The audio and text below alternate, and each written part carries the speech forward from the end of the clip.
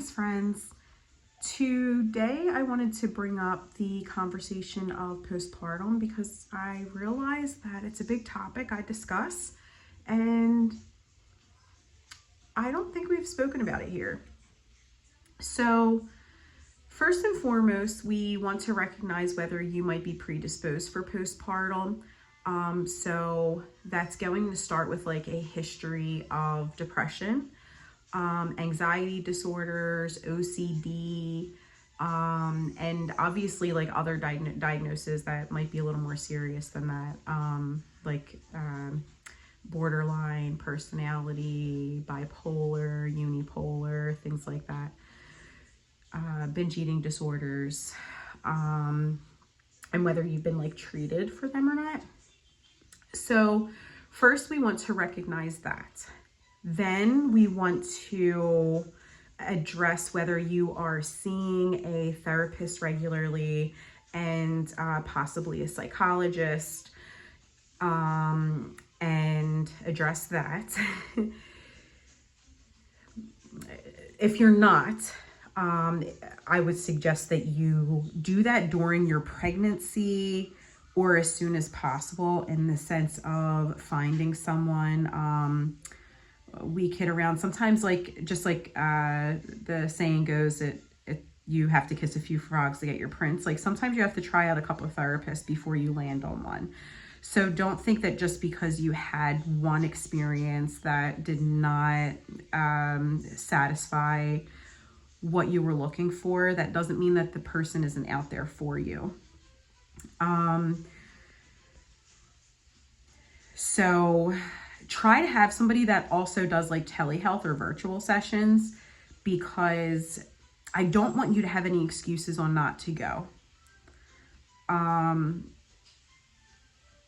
So taking all of those into consideration. Next, we are going to talk about like building our toolbox. At least that's what I like to call it anyway. People have different names. I call it my toolbox, but people think, okay, I was in this mood and I tried this one thing, it doesn't work, right? Say for example, the counting to 10 thing, right? So from toddlerhood, you're told to like take a break, count to 10, take a breath, the whole thing. And that stuff works, okay, when it's used in a practice continually. Your body, it engages your parasympathetic system. It resets you. It's giving yourself to take a pause, right? All those things. But sometimes it doesn't work by itself. Sometimes it doesn't work at all, but sometimes it does work. So don't not count it. So it's like, okay, so we're going to start with a pause and we're going to count to 10 or whatever that looks like for you. So what else? I'll talk about what's in my toolbox just to kind of give you some ideas. So other things, so it's like counting the 10. It might be happy music.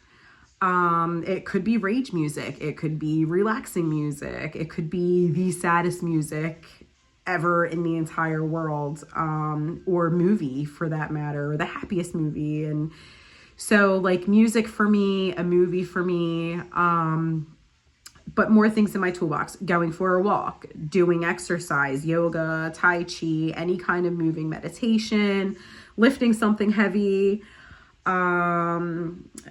going for a run, going for a hike, getting in nature, going to a playground, phoning a friend, going on a vacation, going in water for me, shower, bath, pool, lake, boat, put me near water, and usually that definitely is something that's going to bring me down. I have not done my birth chart yet, but there's definitely some maybe cancer in there, I think. What else?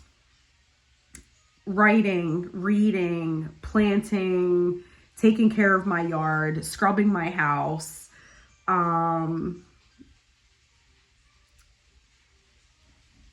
prayer, cooking, food prep, laundry, like going the things I can control here. Petting an animal, petting my dog is really helpful. Petting my kids, getting a hug from somebody, or going around and hugging a whole bunch of people. Drinking water, and my vitamin juice or something like that. Like really like nourishing myself with maybe a good salad or a good stir fry. What else? Doing something creative. Art, photography.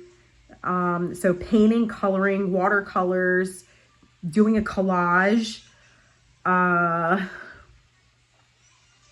flossing my teeth, doing my nails, doing my hair, doing my makeup, putting on a favorite scent, all areas of aromatherapy. So I'm going to go lighting candles, doing the incense, saging me and my house,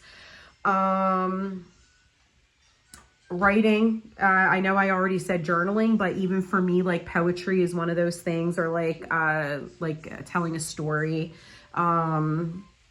being silly. So like just like shooting a silly video for me, or finding like silly memes and like spamming them to everybody in my phone book. Looking up jokes and funny videos, watching a funny movie. I think that covers a lot of it, right? So, making myself some fancy chicken here.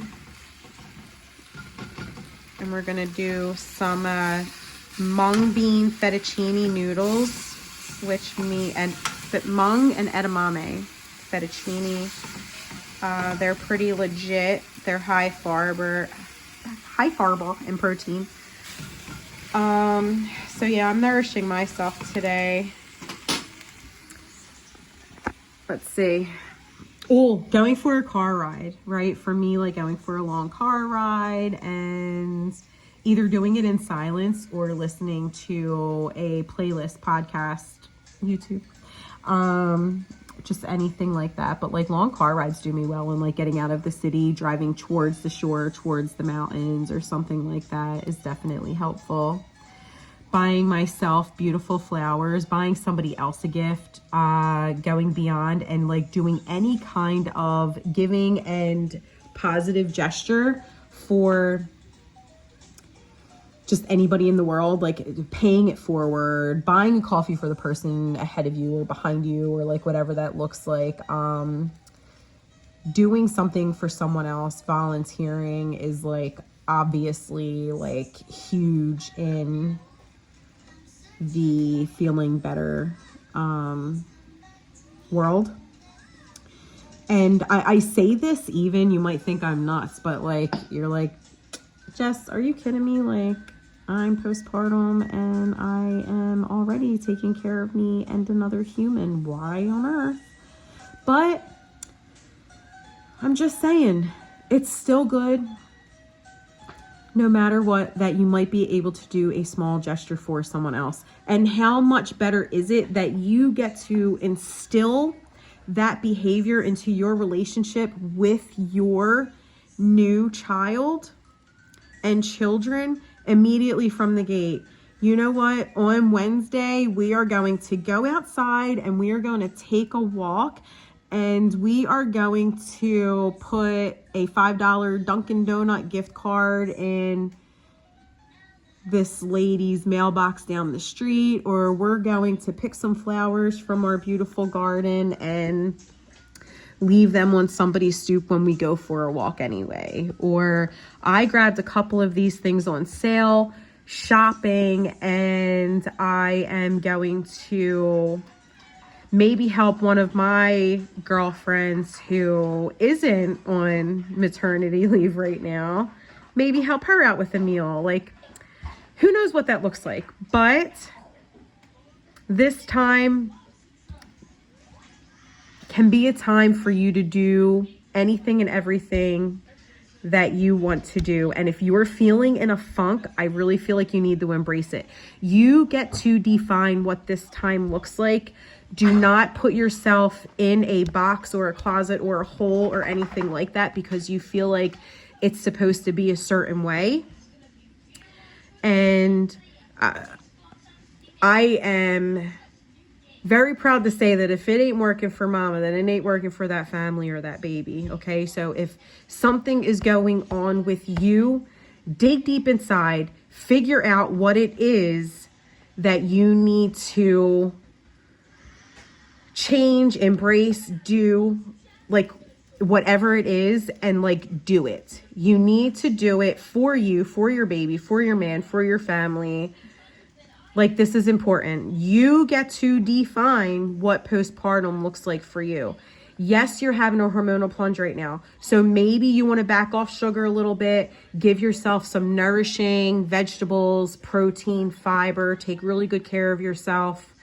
Continue to take your postpartum, your prenatal vitamins. I know they stink and the whole nine, but they're loaded with good things for you. If you have your placenta capsules, definitely be on those placenta capsules.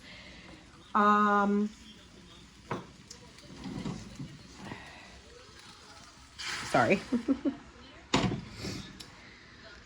Magnesium. Magnesium helps with calming your nervous system. And then, of course, you know, I'm always talking about the yoga, tai chi, and the grounding and the nature and all of those things. So really dig in and see what it is you need here. Do you need to be heard? Call your helpers. Know who your helpers are.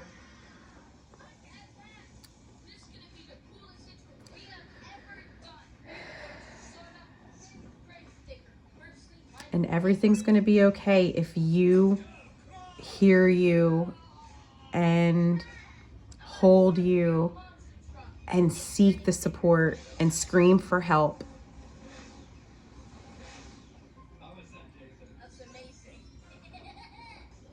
Okay.